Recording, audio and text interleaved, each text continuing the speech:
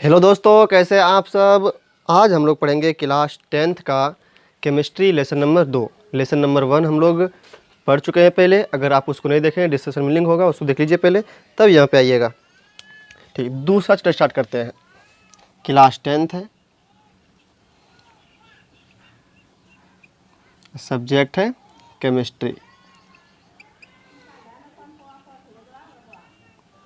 और ये दूसरा लेसन होगा। अब हम लोग पहले लेसन कंप्लीट कर चुके हैं। ठीक, अब दूसरा लेसन पढ़ते हैं। दूसरा लेसन का नाम है अम्ल, भस्म और लवण।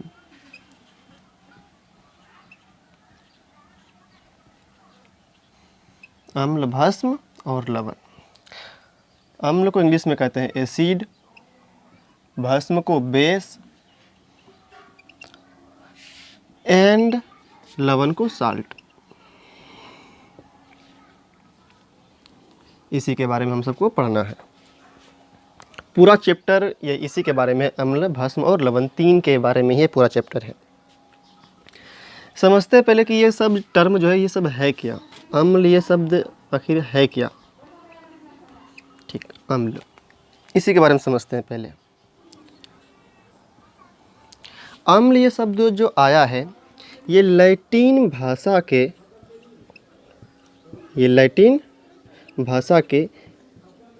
एसिडस शब्द से आया है। अम्ल का इंग्लिश क्या होता है? एसिड होता है। अम्ल का इंग्लिश क्या होता है? Acid, ACID, acid. और ये एसिड शब्द जो आया है वो लैटिन भाषा के एसिडस से आया है। कहाँ से आया है ये? एसिडस से आया है। और इसका अर्थ होता है खट्टा। और इसका अर्थ क्या होता है? खट्टा होता है।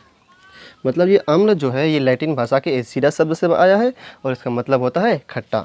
इसका मतलब ये हुआ कि अम्ल जो होता है वो खट्टा होता है। अम्ल क्या होता है? खट्टा होता है। ठीक, अब बात करते हैं भस्म का। भस्म को इंग्लिश में कहते हैं हम लोग बेस। भस्म ये शब्द जो आया है ये अरबी भाषा से आया है। अरबी भाषा के एल्कली शब्द से आया है। एल्कली शब्द से। और इसका मतलब होता है पौधों की भस्म। पौधों की भस्म।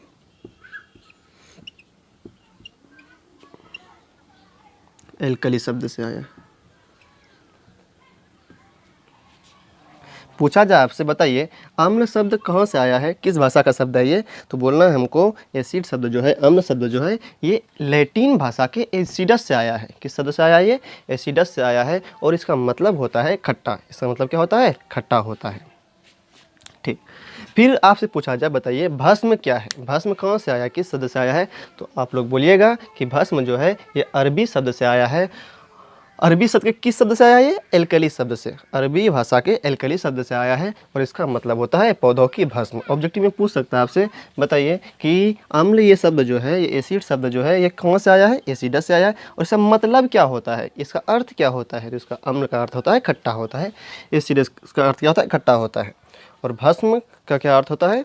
पौधों की भस्म। ये एल्कली शब्द से आया है और एल्कली शब्द का मतलब क्या होता है? पौधों की भस्म। ठीक, इसको लिख लीजिए आप सब, उसके आगे पढ़ते हैं अब।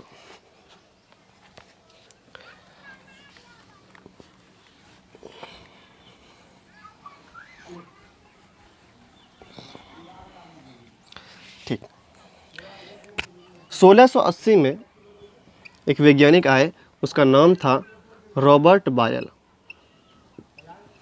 रॉबर्ट बायल नाम था। उन्होंने अम्ल के बारे में कुछ बात बताया। उन्होंने कहा कि अम्ल एक ऐसा पदार्थ है। अम्ल के बारे में बताया, इसके बारे में, अम्ल के बारे में रॉबर्ट बायल ने 1680 ईस्वी में उन्होंने कहा कि अम्ल एक ऐसा पदार्थ है।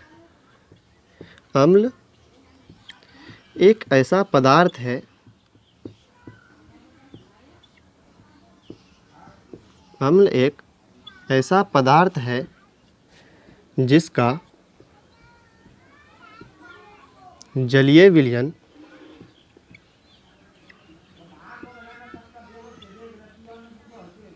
जलीय विलयन स्वाद में खट्टा होता है। क्या होता है? स्वाद में खट्टा होता है। स्वाद में खट्टा होता है।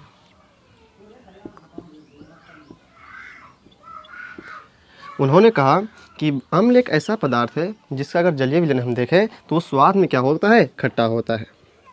और यह है अम्ल जो आया था एसिडस शब्द से, उसका मतलब भी खट्टा ही होता था। और इन्होंने रॉबर्ट बायल ने कहा कि ये एक ऐसा जलीय विलयन है जिसका क्या होगा? स्वाद क्या होगा? खट्टा भी होगा। उन्होंने कहा, फिर दूसरा बात बोला उन्होंने, रॉबर्ट बायल ने कहा कि यह नीले लिटमस पत्र को, यह मतलब अम्ल, यह नीले लिटमस पत्र को, नीले लिटमस पत्र को लाल कर देता है। लाल कर देता है। यह नीले लिटमस पत्र को लाल कर देता है। लिटमस पत्र ये एक सूचक है जो बताता है कि अम्ल, कोई पदार्थ अम्ल है कि भस्म है। तो इन्होंने कहा कि अम्ल क्या करता है? नीले लिटमस पत्र को लाल कर देता है। मतलब कि अगर कोई लिटमस पत्र, नीला लिटमस पत्र है यहाँ पे, अगर उसमें हम अम्ल का बूंद डालेंगे तो वो क्या हो जाएगा? अपने आप कलर चेंज हो जाएगा, उसका रंग लाल हो जाएगा। अगर अम्ल अगर नीले लिटमस पत्र पे डाले तो क्या कर देगा? वो लाल कर देगा, उन्होंने कहा था। और ये ऑब्जेक्टिव में पूछता भी है, VBI पॉइंट है ये। आपसे पूछा जाएगा, बताइए कि अम्ल नीले लिटमस पत्र को क्या करता है, किस रंग में बदलता है? तो बोलना है हमको लाल रंग में बदलता है। अम्ल नीले लिटमस पत्र को लाल रंग में बदल देता है। ठीक। तीसरा उन्होंने कहा कि अगर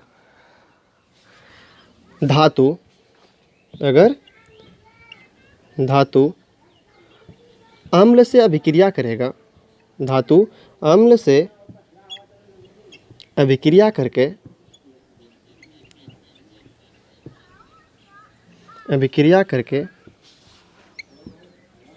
हाइड्रोजन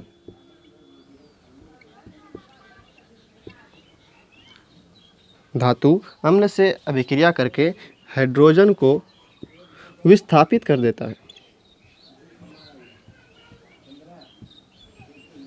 विस्थापित कर देता है।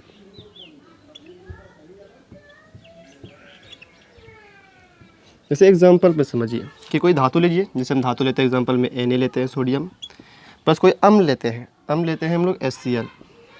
इसका नाम है हाइड्रोक्लोरिक अम्ल। हाइड्रोक्लोरिक अम्ल, ये अम्ल है।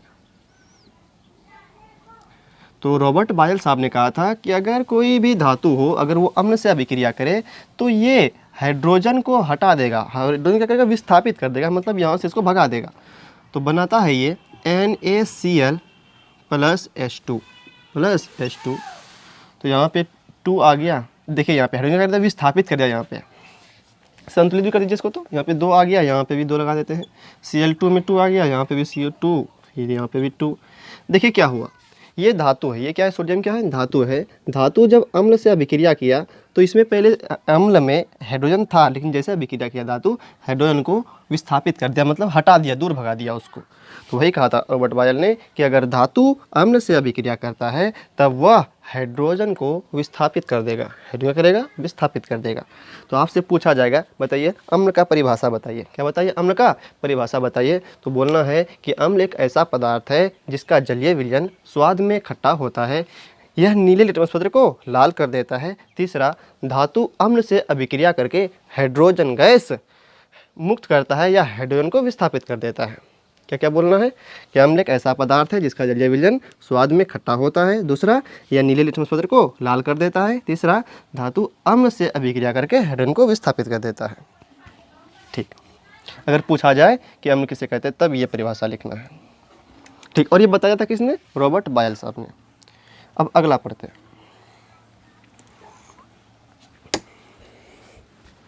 अब पढ़ते हैं भस्म के बारे में।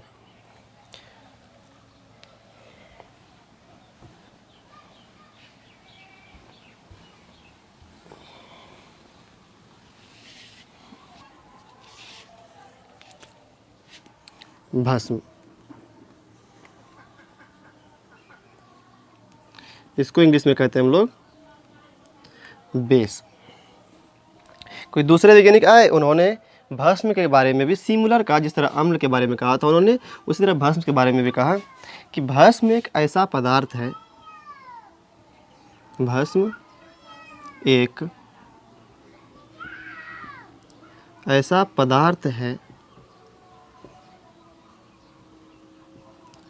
जिसका जलीय विलयन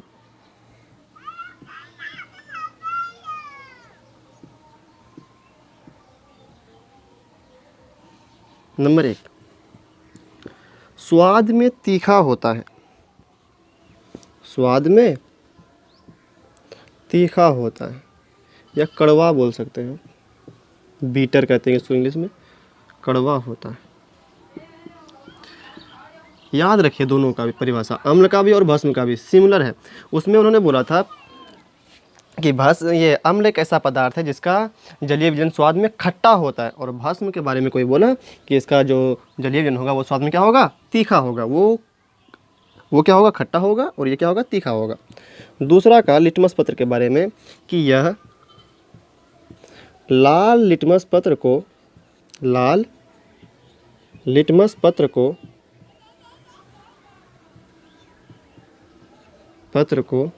नीला कर देता है, नीला कर देता है। यह लाल लिटमस पत्र को नीला कर देता है। तीसरा कहा कि इसे छूने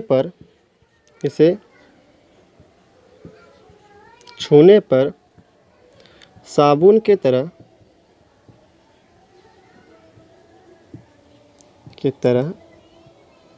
चिकना प्रतीत होता है,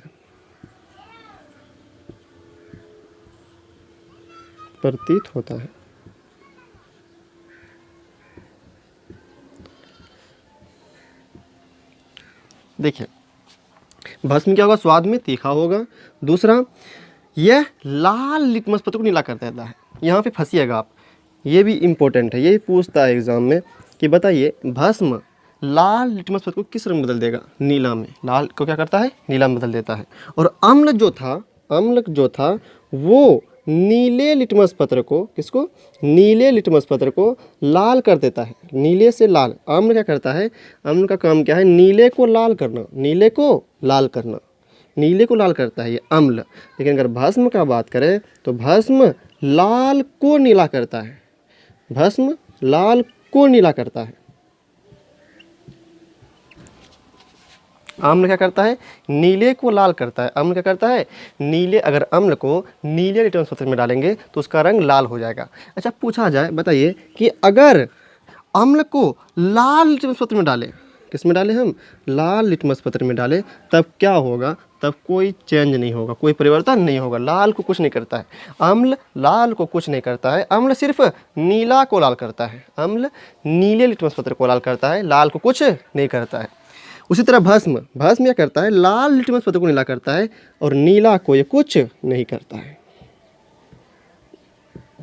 बड़ा दोनों इम्पोर्टेंट ये है, बार बार पूछता है और इसमें फंसिएगा भी आप, इसीलिए इसको अच्छा समझिए कि अम्ल जो होता है वो नीले लिटमस पत्र को लाल कर देता है और लाल को कुछ नहीं कर पाता है। भस्म लाल लिटमस पत्र को नीला करता है लेकिन नीला को कुछ नहीं कर पाता है। याद हो गया होगा परिभाषा कि भस्म क्या है। तो भस्म एक ऐसा पदार्थ है जिसका जलीय विलयन स्वाद में तीखा होता है। दूसरा, लाल लिटमस पत्र को नीला कर देता है। तीसरा कि अगर आप इसे छुइएगा तो ये साबुन की तरह, जिस तरह आप साबुन छूते चिकना महसूस होता है, उसी तरह भस्म को भी छुइएगा आप चिकना महसूस होगा, बहुत ही चिकना प्रतीत होता है। ठीक, इसको लिख लीजिए आप सब।